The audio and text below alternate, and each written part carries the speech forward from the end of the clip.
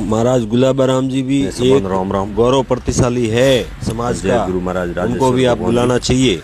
मारे कहवारो मतलब यूँ है कि दयाराम जी महाराज आप किन बातों भेदभाव राख रहा हो।